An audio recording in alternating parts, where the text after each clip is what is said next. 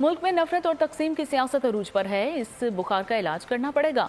दमादम मस्त कलंदर करके इंतहा पसंदों का मुकाबला कर सकते हैं। बिलावल भुट्टो की ललकार। कहा, सियासी जमातें एक दूसरे को गद्दार कहें तो मुल्क कैसे चलेगा।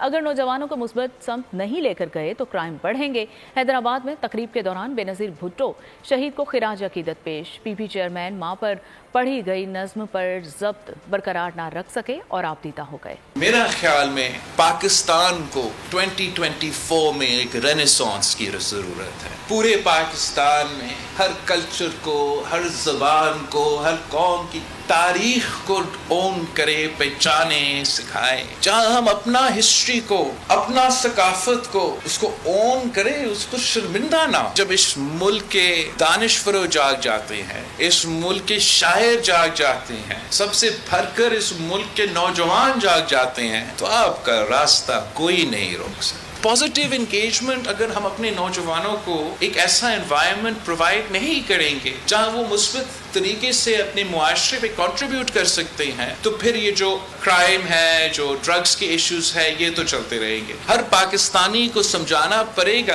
कि आप भी मुहिब वतन पाकिस्तानी हो, मैं भी मुहिब वतन पाकिस्तानी हूँ। सब्सक्राइब करें और बेल दबाएं ताकि कोई खबर रह न जाए।